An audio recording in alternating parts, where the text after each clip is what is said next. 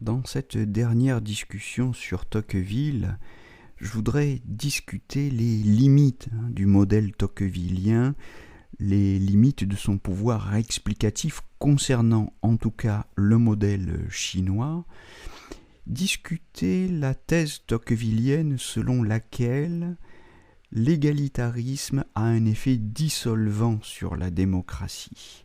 Essayer de comprendre pourquoi la société démocratique à la chinoise ne se dissout pas, contrairement à ce que prévoyait la théorie tocquevillienne. Et je crois que c'est dans la notion de réseau, en chinois guanxi, c'est dans ce concept qu'il faut aller chercher les raisons profondes, les raisons sociologiques profondes qui permettent de comprendre les caractéristiques vraiment singulières de la démocratie à la chinoise. Donc d'un point de vue sociologique, le concept de réseau, guanxi donc en chinois, permet peut-être de faire du héros du parti Zhou Yulu par exemple, ou Lai Feng, la figure qui marie le type d'homme démocratique et le type d'homme aristocratique.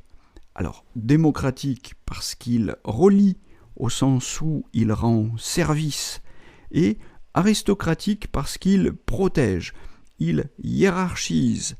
Alors tous ceux qui nous écoutent aujourd'hui et qui ont été en Chine reconnaîtront évidemment l'importance de ce concept qui saute, je dirais, aux yeux. Et je vous renvoie aux analyses du sociologue chinois Pai Liu, qui, dans son essai en français, vous pouvez le lire en français, analyse des réseaux dans une perspective interculturelle, le guanxi en Chine, sciences de l'information et de la communication, thèse soutenue à l'Université de Toulon en 2012. Alors ce sociologue, Pai Liu, a proposé une analyse de ce concept de réseau qui permet d'y lire évidemment la survivance des réseaux d'influence qui caractérisaient la Chine traditionnelle, structurée par la hiérarchie confucéenne des patronages. L'étude des arts traditionnels, la calligraphie par exemple, la médecine, les arts martiaux, etc., où les liens familiaux sont organisés en Chine selon des liens de suzeraineté ou de vassalité qui lestent les liens officiels administratifs formels d'un contenu réel et d'une épaisseur humaine. Ces liens de vassalité-suzeraineté organisent la politique et la société chinoise tout entière. Alors, les deux mots de suzeraineté et de souveraineté, j'y fais allusion parce qu'on a beaucoup parlé de souveraineté ici tout au long de ces podcasts. Ils ont la même étymologie, ces deux mots. Ils renvoient au latin super, qui signifie ce qui est sur ou au-dessus, avec une connotation d'intensité. Bien sûr, la réalité d'une étymologie commune n'implique aucunement que les deux réalités politiques et linguistiques soient indispensables l'une à l'autre, même si, en l'occurrence, le cas de la Chine vient en confirmer la solidarité. Alors, la Chine a pu être désorientée par les pays impérialistes occidentaux au cours de la période coloniale. Elle est cependant restée un pays verticalement structuré, tourné vers l'Orient, je dirais, de sa culture classique.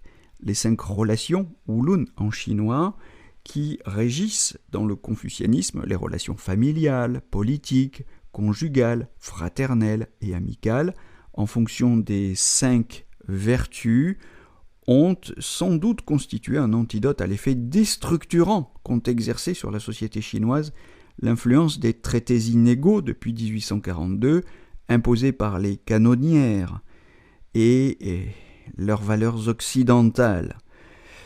Alors, sur les 5 valeurs confucéennes que j'évoquais en passant, petite parenthèse, il s'agit de la bienveillance, de la justice, de l'ordre rituel, de la sagesse et de la confiance, mais c'est une parenthèse.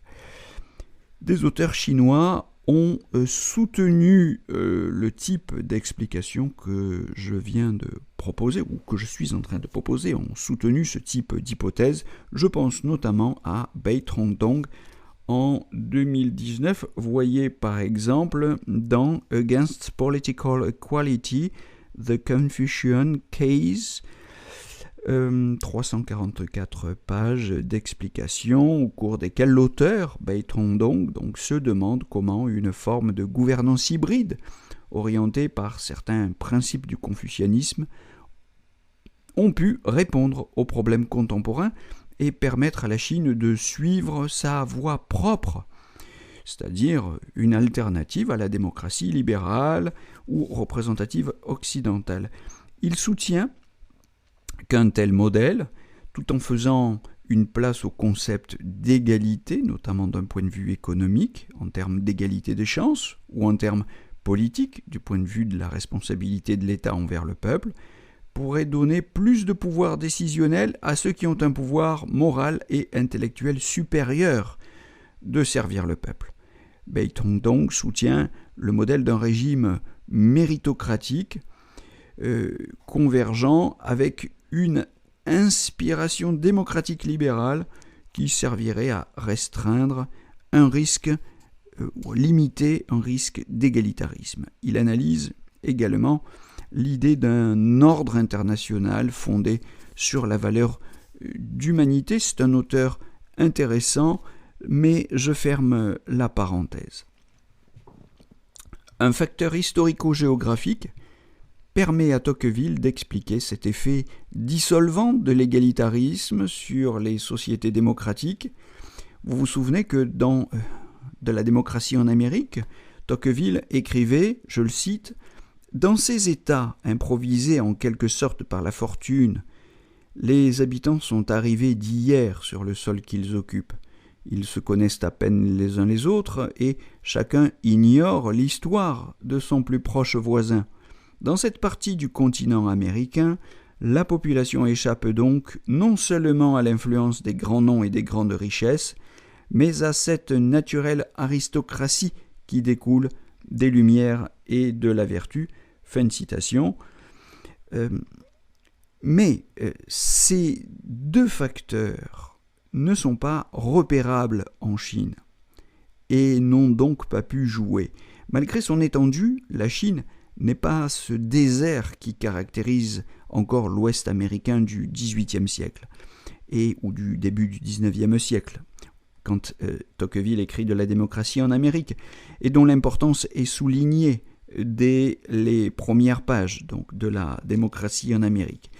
Vous vous souvenez que Tocqueville écrivait que c'est dans l'Ouest américain que la démocratie est parvenue à sa dernière limite. Il l'écrivait dès la première page de La démocratie en Amérique. Quant à son histoire, dont l'étude fait l'objet de recherches systématiques depuis Sima Qian, la Chine ne cesse de faire lien. La continuité est une garantie là-bas, en Chine, une garantie d'efficacité. Et cette continuité a toujours servi d'argument de légitimation. Bref, la force de l'histoire culturelle, celle de la grande administration impériale et des mœurs paysannes, joue dans la Chine comme un antidote à l'individualisme que porte en elle la démocratie de marché et dément le théorème tocquevillien d'une atomisation des sociétés démocratiques. Cet individualisme radical, le théorème d'un individu mesure de toute chose, qui réduit la vie politique à néant et désintègre l'unité du peuple en atomes flottants, que Xi Jinping dénonce comme un nihilisme, Xu Wuzhui en chinois, quand il demande par exemple, je le cite, aux jeunes de cultiver et de pratiquer des valeurs socialistes fondamentales et de se prémunir contre de mauvaises idées telles que le culte de l'argent, l'hédonisme, l'individualisme extrême et le nihilisme historique. Fin de citation. Je renvoie par exemple à cet article dans l'agence de presse Xinhua. Xi Jinping appelle à une bonne moralité des jeunes du 30 avril 2019. Bon, mon hypothèse, c'est donc que la Chine socialiste de Xi est une société mixte, à la fois égalitaire par son fonctionnement politique et son idéal économique, mais en même temps aristocratique par la hiérarchie de ses réseaux. Elle est égalitaire par le principe de la ligne de masse, si vous voulez, ou dans son idéal économique de la société de moyenne aisance. Elle est, d'un autre côté, aristocratique dans ses mesures sociales d'inspiration confucéenne qui font leur retour en force avec Xi Jinping, depuis Deng Xiaoping déjà, mais surtout avec Xi Jinping, polarisée par le type de l'homme aristocratique ou l'héritage de la figure des maîtres, shifu en chinois, dont les mérites ou les vertus inspirent une confiance capable de fédérer les hiérarchies autour de leur patronage. Par cette recherche d'équité, garantie par l'authenticité d'un mérite et fondant la confiance reçue en retour, le mariage des exigences d'égalité et de relations verticales, tissées par les vertus confucéennes, pourrait être l'une des clés psychologiques qui permet à la société démocratique chinoise d'éviter de s'atomiser dans l'écueil d'une dissociété à la Tocqueville. Réussit-elle à faire, comme le dit Confucius, qu'entre les 4 mers tous les hommes soient frères, selon l'expression des entretiens de Confucius en 12.5 ?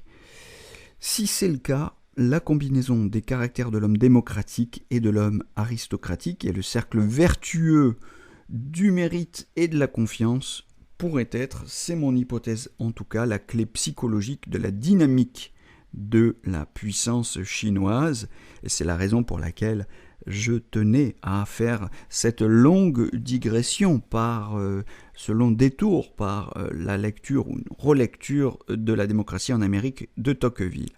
On va voir que pour Xi Jinping, en tout cas cette question de la confiance est aussi substantielle en politique interne que dans les relations internationales, et c'est pour en parler que je vous donne rendez-vous dans un prochain podcast. C'est tout pour aujourd'hui. N'hésitez pas à me partager vos remarques, vos réflexions sur Tocqueville, sur la pertinence inspirée par Wang Qishan d'une relecture de Tocqueville pour la compréhension du modèle socialiste de la démocratie à la chinoise. N'hésitez pas à me partager ce que vous pensez de l'objection que constitue finalement le modèle de la démocratie à la chinoise contre la réflexion de Tocqueville sur la démocratie. Je vous souhaite de toute façon une belle journée à tous et je vous donne rendez-vous pour la suite de ces réflexions sur la Chine socialiste de Xi Jinping. Belle journée à tous.